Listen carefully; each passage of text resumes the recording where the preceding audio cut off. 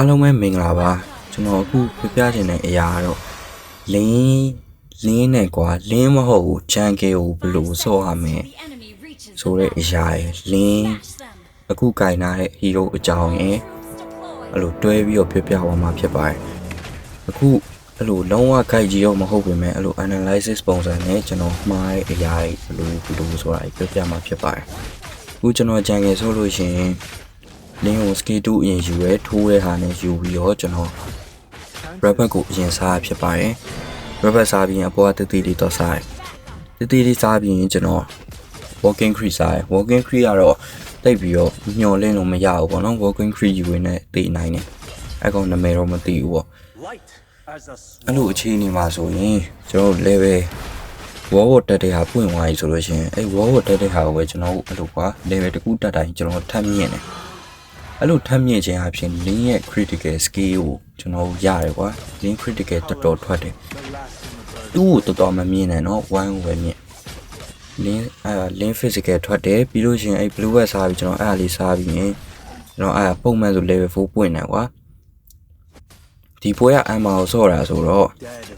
အခုဆိုလို့ရှိရင်တွေ့လား walking creep ပါရတယ်အခုရင်မှာတက်လို့ရတယ်ဒါကောက်လို့ရှိရင်လည်းဒါလေးကြောင့်မြန်မြန်ကောက်ဖို့တော့လိုတယ်ဒီထဲမှာကျွန်တော်တော်တော်နှီးနေသေးတယ်ကျွန်တော် ammo ကိုဆော့တာကြတော့ ammo မှာအခုလူပေါင်းစုံ run ပေါင်းစုံဆော့ရတာဆိုတော့ဒီပွဲကတော့ဟိုဘက်ကောင်လေးနည်းနည်းပုတ်တယ်လို့ခံစားရတယ်အဲ့တော့ကျွန်တော်ကြမ်းပြနိုင်တယ်ကွာဒီပွဲမှာအဲ့တော့အခုဂျန်ဂယ်ဆော့ရမယ့်အချိန်မှာတိထားရမယ့်အရာတွေကခမားတို့ကွာဘာမှမရောင်နေနဲ့ကွာဟိုသွားမလို့ဒီသွားမလို့အဲ့လိုမရောင်နေနဲ့အားတဲ့ချိန်မှာရှိသမျှ creep buff တွေအကုန်စားမယ် creep ဆိုတာဟိုလို ESP creep ကို creep ကိုပြောရမှာမဟုတ်เนาะအဲ့လိုမျိုးကန်နေနဲ့စားမယ်9မိနစ်ပြည့်လို့ရှိရင်လိုက်ပြီးတော့စားလို့ရတယ် objective လိုက်လုပ်လို့ရတယ်တာတဲပွင့်ရင်တာတဲကေးမယ်တာတဲကေးရဲ့နေရာမှာလည်း retreat ကိုတေချာပေါက်နိုင်မှုလိုတယ်မဟုတ်ရင်ကိုကေးသမျှ enemy လက်ထဲရောက်သွားတယ်လက်ကားဖြစ်သွားနိုင်တယ်ပေါ့နော်အဲ့လိုအခြေအနေမှာဆိုကျွန်တော်အခုဒီမှာဆိုလို့ရှိရင်ကျွန်တော်မှားရပါဘယ်သူမှမရှိဘူးကျွန်တော်တာတဲကေးရဲ့ကျွန်တော်အခက်မသိရင်တေသွားနိုင်တဲ့အခြေအနေမှာအခုအဲ့လိုလုပ်တယ်အခုဆိုလဲကျွန်တော်ရောင်သွားပြီကွာ rubber ကိုဆက်အားမယ်အချိန်မှာကျွန်တော်ခင်းရပြီးအုပ်သွားလိုက်အဲ့ဒါတွေကအမားတွေပေါ့နော် perfect အဲ့လိုဂျန်ငယ်ဆော့လို့ရှိရင်လုံးဝတိကျနေရမယ်အကုန်လုံးကကျွန်တော်လည်းဆရာကြီးရောမဟုတ်ပေမဲ့ကျွန်တော်အဲ့လိုမျိုး guide အနေနဲ့ကျွန်တော်ပြပြပါပေါ့နော်ဂျန်ငယ်ဆော့ရင်အဲ့လို rubber ဒီအပေါ်ကတည်စားမယ်ပြီးရင် blue bag သွားတယ် blue bag သွားပြီးတော့ walking free ရှိတယ် walking free စားတယ် level 4အရင်ပွင့်အောင်လုပ်ကွာပြီးတော့မှ like ကန်ပြီအဲ့ဒီပွင့်သွားပြီဆိုလို့ရှိရင် link နဲ့ဆိုလို့ရှိရင် like ကန်လို့ရတယ်ဘယ် hero မဆိုအဲ့ဒီပွင့်ရင် like ကန်လို့ကောင်းသွားပြီကွာပြီးတော့ link မှာအဓိကလိုတာ blue bag ရှိဖို့လိုတယ်အတေးမဆိုင်ရင် blue bag ကိုစစ်ပါ blue bag မရှိလို့ရှိရင် link ဘဝကြီးอ่ะအဲ့လိုရှင်နေရနဲ့တိသွားသလိုပဲကွာဘာမှလုပ်လို့မရအောင်ဒါတော့တေချာကောက်လို့မရအောင်အခုဆိုလို့ရှိရင်ကျွန်တော်ကေးရတာတယ်ပြီးတော့ item အကြောင်းဆက်ပြောမယ်ဒီထဲမှာ item တော့ပြတာမရှိဘူးကျွန်တော်ပထမဆုံးဆက်တဲ့ item က Basker Fury ဆက်ပြီးလို့ရှိရင်ကျွန်တော်ဖက်နဲ့သွားရင်သွားတယ်ဖက်နဲ့မသွားလို့ရှိရင်ကျွန်တော် hand claw သွားတယ်ကွာတွေ့တတ်တယ်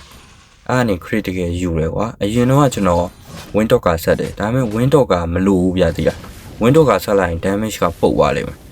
damage ရနိုင်တဲ့ဟာတွေကိုကျွန်တော်အဓိကထားပြီးဆက်တယ်အခုဆိုgoal lane ကိုအဓိကထားကန်နေgoal lane ကိုကန်နေ EHP ကိုလည်းကန်ရမယ်ကွာအခု goal lane မှာလူအများများနေကြော goal lane မှာလည်းနီးရဲဆိုတော့ goal lane ကိုကန်နေ၄កောင်တစ်កောင်ကျွန်တော်ဝင်ကောက်တယ်လင်းရဲ့တခုအားသာကြကွာဘလောက်ပဲ enemy ဘလောက်များကွာတိရအနောက်က mage တို့ maxman တို့နှိုက်လို့ရတယ်အဲ့လိုနှိုက်လို့ရပြီဓာတ်ကောက်လို့ရှင်ဓာတ်၄ချောင်းပြည့်အောင်ကောက်နိုင် scale 1ကပြန်ပွင့်အဲ့တော့ထွက်ပြေးလို့လည်းရတယ်အဲ့လင်းရဲ့အားသာကြပေါ့နော်တချို့ lance slow တို့ပါလည်းကောင်းတယ် easy ပဲ dash မကုန်ဘူးလို့ lance slow ထားပါဒါအခုလင်းချောင်းပြောနေရဆိုတော့အခုကျွန်တော်တို့ကန်ပြီးလို့ရှင် create ပြန်စားမယ် jungle create ပြန်စားမယ်စားပြီးလို့ရှင်အဲ့လိုပဲထပ်ကန်မယ်ပေါ့နော်အဓိက blue bag ပါ rubber blue bag ကိုတေချာစားတခြားဟာတွေအာရုံမဆိုင်နဲ့ကွာကိုအဓိက farming ကောင်းမှုလိုတယ်သူများထက်တာနေဖို့လိုတယ်ပြီးရင် blue bag ရှိဖို့လိုတယ်လက်မြန်မှုလိုတယ် jungle retreat ပေါက်ဖို့တေချာဖို့လိုတယ် တွေ့လားအခုဆိုလို့ရှိရင်ကျွန်တော်1နဲ့ပဲအဲ့ scale 1ကိုလည်းလိုအပ်မှ3များတည်တာအခုဆိုပြီးတော့အဓိကပြောရမယ့်အချက်ကခင်ဗျားတို့ကပတဲဆိုင်လို့ရှိရင်အရှိကတီတော့မဲ့ကောင်တက်ကတီတော့မှန်ပါ enemy တက်ကတီတော့မယ်ဆိုလို့ရှိရင် enemy တက်ကိုမလုံနဲ့အဲ့လိုမျိုးအနောက်ကနေdamage dealer ကွာ damage dealer အဲ့လို vela တို့လေလာတို့ကိုအရင်ဖြောက်တော့မှအရှိရကြံတဲ့ကောင်ဆက်လုပ်တာပိုကောင်းမယ်ဒါမှမဟုတ်တက်ကွာသူတစ်ဆက်လေးအရန်တစ်ဆက်လေးပဲကြံတော့မယ်ဆိုအဲ့တက်ကိုအရင်သွားပြီးနှိုက်လိုက်ကောက်လိုက်ပြီးမှပြန်လုပ်ပေါ့ကွာဘာလို့လဲဆိုတော့အဲ့ damage dealer တွေတေးဝိုင်းပတေးရတိတာကွာဟိုဘက်မှာ damage ပေးမဲ့လို့မရှိဘူးအဲ့ကောင်ကို AC ပြန်ဖြောက်လို့ရတယ်အဲ့တော့ခင်ဗျားစိတ်ပူရမှာပဲတဲ့တခုမှအနောက်ကနေလို့ပြော့တဲ့ကောင် mage တို့ massman တို့အဓိကထားနိုင်ဂျန်ကယ်တို့ဘာတို့ကခဏထားလိုက်အောင်ကွာတည်တယ်ဂျန်ကယ်ကအခုသူများဂျန်ကယ်ကလည်းကိုရီရဲ့အဲ့လိုမျိုးနှိုက်နေတဲ့အချိန်မှာကိုကတိကျပြီးတော့ကိုကောင်တွေကိုတတ်နိုင်လို့လို့ကိုတကယ်လို့မတတ်နိုင်မဲ့သိသွားလို့ရှိရင်ဒါကြီးပွဲရပြောင်းပြန်ဖြစ်သွားနိုင်မိုဘိုင်းဂျန်ရဲ့အဲ့လိုပွဲကြီးအကုန်လုံးကဘက်တဲတစ်ခုမှားတာနဲ့ရှုံးသွားတာကြီးအများကြီးရှိရဗျာတည်လားအခုဆိုတွေ့လာကျွန်တော်တက်အောင်နောက်ဆုံးမှတက်တယ်အရှိရကောင်အရင်ကောက်တယ်ကိုရီတက်သူတို့တက်အောင်ထိန်းထားပြီးအခုရင်ထွက်လာပြီရင်ထွက်လာလို့ရှိရင်အမအေးစေးပဲတွေ့လားဘာမှမလို့ပြီးလို့ရှိရင်ကိုလုံးဆရာရှိရဲ့ buff ကိုပြန်စားမယ်တခြားဘာမှမတွေးနဲ့အခုဆိုကျွန်တော်10កောင်ရတာရဲ့အခု Basker Fury နဲ့ Hanglo ပြီးသွားပြီအခုဓာစိမ့်ဆက်နေရ Blaze of BOD လို့ခေါ် Blaze of Display ရလာမသိအဲ့ကောင်ကျွန်တော်ဆက်နေပါတယ်ဆက်နေပြီးတော့ Blue Barrel စားတယ်ပြီးရင်အမှတာဝန်မကြိုးစီခြင်းလို့ Create သွားထိန်းတယ်ဒီလောက်ပဲတခြားအတိုင်းမလို့ဒါတော့ကျွန်တော်တို့လည်း Create မထိန်းဘူးဖင်ရပြီးတော့နှိုက်လို့ရရင်နှိုက်တယ်ဗျာသိလားအဲ့ကောင်တီသွားပြီ Okay ကောင်းတယ်ဒါကျွန်တော်အမားကြီးအများကြီးလှုပ်ထားသေးရဲ့ဗျာသိလားကျွန်တော်အဲ့တဆင့်ချင်းပြောပြမယ်အခုတွေ့ Create ကြော်ရှင်းခဲ့တော့ကျွန်တော်ခါလစ်ကတောက်ချိုးလို့ရပြီအပေါ်မှာဆိုလို့ရှိရင်လီလာနဲ့မီယာ AC ရှင်ထိန်းနိုင်သေးရဲ့ကျွန်တော်တို့ခံထားရဲဆိုတော့ AC ပဲကျွန်တော်အဲ့တော့ Create စားတယ်အဓိကကျွန်တော်အမြဲပြောချင်တာတခုကဂျန်ငယ်ဆော့လို့ရှိရင်မရောက်ပါနဲ့ဂျန်ငယ် Create လွတ်တဲ့ဟာလွတ်တယ်လို့စားပါ enemy ဘက်မှာလွတ်လို့ရှိရင် enemy ဘက်ကိုစားပါ enemy ဂျန်ငယ်ကပတ်တဲ့ဆိုင်နေရဆိုလို့ရှိရင်မတ်ကြည့်ဖို့အရင်အရေးကြီးရဲ့ဗျ enemy ဂျန်ငယ်ကပိုးရီကောင်းနေကိုချနေရလို့ပဲမြင်လို့ရှိရင်enemy ဘက်လွတ်လာဒီကောင်မှာဘာဘက်ရှိလဲ2ဘက်ရှိလား red ဘက်ရှိလားအဲ့လိုဆိုလို့ရှိရင်ဒီကောင်မှာမရှိရဲ့ဘက်ကိုကိုလိုတော့စားလို့ရတယ်မပွင့်သေးလဲကိစ္စမရှိဘူးခဏနေပွင့်တော့မယ်စောင်းလိုက်ကွာတော့မစောင်းကျင်တဲ့သူ့ပေတာခရီလေးအသေးလေးရာအမြဲပြန်ပွင့်ပါတယ်အဲ့တော့ခင်ဗျားတို့ fan တွေကိုလိုတယ်ပြီးရင်တာတရရင်တာတဲ့ game အခုဆိုတွေ့လားခင်ဗျား fan ချင်းရလက်ကွာအခု10မိနစ်မှာ level 73ရောက်နေပြီ damage လည်းအရင်ထွက်နေရယ်ဒါပေမဲ့တာတဲ့ကိုပေးလိုက်ရတွေ့လားတာတဲ့ကနေအမှလော့ပြောင်းသွားတော့တာတဲ့တကူနစ်နာသွား10မိနစ်မပြည့်ခင်မှာတာတဲ့3កောင်ရအောင်ယူတာအကောင်းဆုံးပဲမရလို့ရှိရင်ရသလောက်ယူတာအကောင်းဆုံးပဲကွာဒီလားတာတဲ့ကနေပိုးရနိုင်ဒါပေမဲ့တာတဲ့ထပ်ပိုများတဲ့ဟာ hero ပြေကွာ hero ပြေတကောင်ယူ200ရတာတဲ့ကွာအများဆုံးမှ10မိနစ်မပြည့်ခင်ရမှ110ကွာဒီလားအဲ့တော့ hero ပြေပို့ပြီးအလေးပြကောင်းတယ်နောက်အခု10မိနစ်မှာ level 14ကိုမှ fan နဲ့ခမရကွာမင်းအခုစောင်းဝမ်းတက်သွားအမှ BOD လည်းပြီးသွားပြီကေးရဆက်ခွန်ရတယ်ရဆိုလို့ရှိရင်ခမရအခုလေလာသွားကန့်မလားမင်းနှစ်ချက်ပဲထိုးရုံပဲကျန်တာဘာမှမလုပ်ဘူးကွာတိလားဒါတော့ကျွန်တော်တာဝါရဲဝင်မလုပ်လို့ဝင်လို့အကောင်တည်ရဒါပေမဲ့မလုပ်တာကောင်းတယ်မတည်နဲ့အဲ့လို race မယူနဲ့လောရရင်လော်ကေးမယ် AC အတိကနိုင်မှုလိုတယ်တည်ရမှာ hero game များဖို့မလိုဘူးအရင်တည်ရမှာဆောင်းပြကျင်လာပြီဗျအဲ့ဒါခဏလျှော့တာပွဲတစ်ပွဲကိုနိုင်မှုအရေးကြီးတယ်နိုင်မှကိုကျေတူးမအောင်ဟုတ်တယ်မလားအဲ့တော့ save ဆော့မယ်ကန်ပေးမယ်ကျန်ငယ် quiz စားမယ်အဲ့တိုင်းပဲအဲ့နီး view ဟာနဲ့ပဲဆက်ပြီးတော့လုပ်ရမယ်ကွာတည်လားကျန်ငယ်ဆော့ရင်အဓိကဘာမှတော့မလုပ်တခြားဘာမှလုပ်စရာမလိုအခုဆို9မိနစ်နဲ့28စက္ကန့်ကျွန်တော်သိထားတော့မကြည့်မိဘူးအဲ့ level 15ရောက်သွားပြီ15မှာ hero key က19ကောင်နဲ့ကျွန်တော်အခု endless battle ထပ်ထည့်နေအဲ့လိုအချိန်နေမှာဆိုလို့ရှိရင်ဗဒီဇိုင်းနေသိတော့မယ်ဒါနဲ့တော့ဒီပွဲကအตาကြီးဆော့လို့ရလို့အตาကြီးဆော့ပြီးတော့အဆင်ပြေနေရ အသာဆောလို့မရတဲ့ပွဲကိုရီဖေးနေတဲ့ပွဲဆိုလို့ရှိရင်ခမရလောက်ရမှာကဖေးနေတယ်အဲ့လိုပဲကွာအာယုံမဆိုင်နဲ့ကိုကကို buff တွေစားမယ်လုံးစရာရှိတာလုံးမယ်အဲ့လိုအခြေအနေမှာခမရကို buff စားလို့မရတော့ဘူး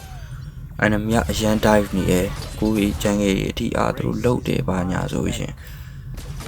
တလောက်ရမှာတခုပဲရှိရလိမ့်နေဖြတ်ရှင်းဗျာလိမ့်နေရှင်းမယ်မြအဓိကတာနေဖို့လိုတယ်ကွာကိုယ်ပဲပေးမပေးရဘူးလိုတယ်အခုဆိုကျွန်တော်အသာကြီးပြတိတယ် level ကလည်း15ရောက်နေပြီ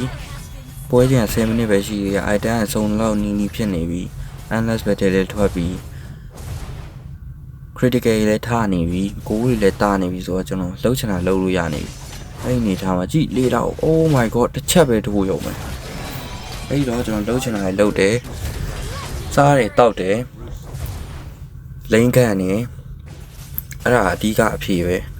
ကွာအဓိကအဲ့လိုအာလီဂိမ်းမှာမရောင်းကွာမနိုင်တဲ့ပတိမဆိုင်ဘူးကိုအဲ့လိုမျိုးချလို့ဟီယိုဂီရနိုင်တဲ့အကောင်တွေကိုပဲလုတ်တယ်ဆိုလို့ရှိရင်အများတပွဲကအမြဲတာနေမယ်ကွာတိရဒါပေမဲ့အဲ့လိုလိန်နေရဖေးနေရတော့ဘာလို့ဆိုတော့ကန်တင်နေကွာကန်တင်နေအဲ့လိုမျိုးကိုရီဘက်ကတာဖို့အတွက်ဘာလို့ဆိုလုပ်ရမယ်ကွာအဓိကပွဲနိုင်ဖို့ရန်နေမဖြစ်နေနဲ့လူဝက်စားရဲအဲ့လိုမျိုးအဓိကလင်းကိုလင်းရဘလူးဝက်စားဖို့လိုတယ်ကျန်တာဘာမလို့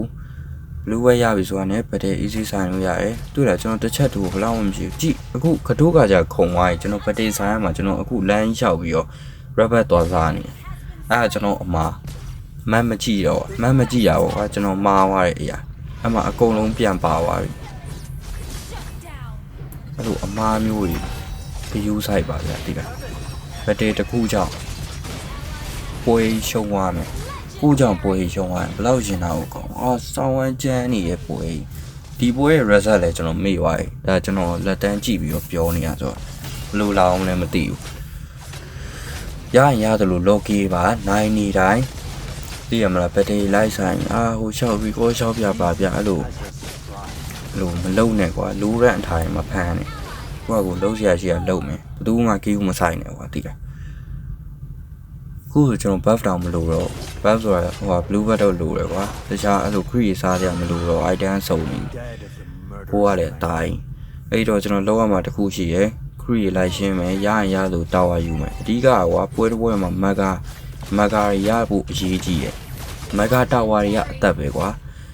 အဲ့တော့မဂါ3လေးသူတို့ကိုချိုးထားနိုင်တယ်ဆိုကိုဒီဘက်နိုင်ပြီလို့တော့ပြောလို့ရတယ်ပွဲတစ်ပွဲ 90% နိုင်ပြီကိုရီမကပြီးထားပြီဆိုရင်လည်းသူတို့က 90% နိုင်နေပြီအဲ့တော့ high ground ဖြစ်ဖို့တော့လိုတယ်ကွာကိုရီတရုံးကြီးမကြိုးအောင်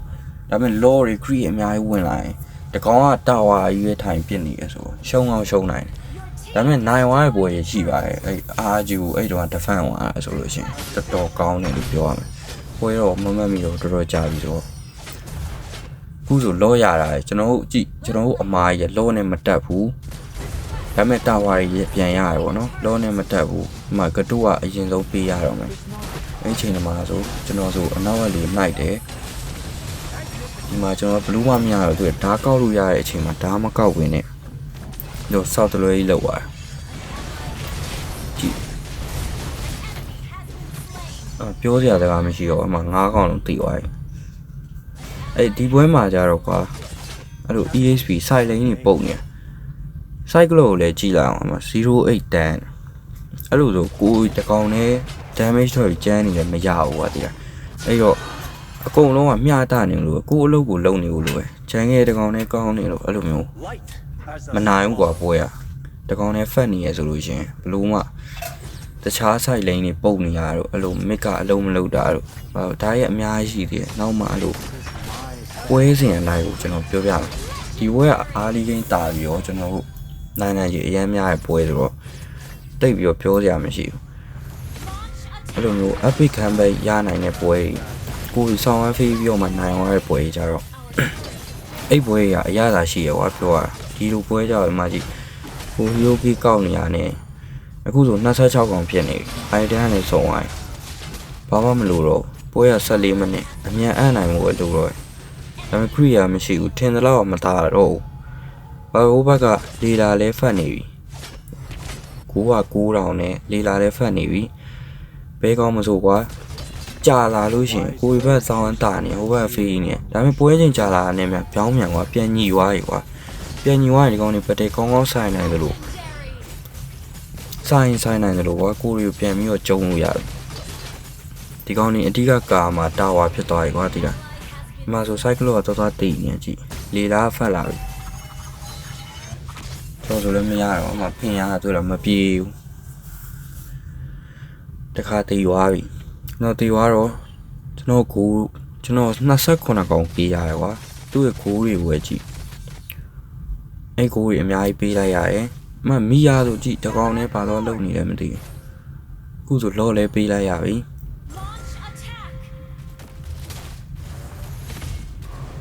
လို့ဆိုလို့ရှိရင်ကွာသူတို့မရပါဘူးဆိုမှလော့သွားပြီးတော့ဆိုင်ရတယ်ပြတဲ့3ကောင်နဲ့5ကောင်ဆိုင်နေဒါကြီးอ่ะဒါပါတီမဟုတ်ဘူးကွာ public နဲ့ဆိုတော့လေဒါကြီးအပြစ်ပြောလို့မရပါဘူး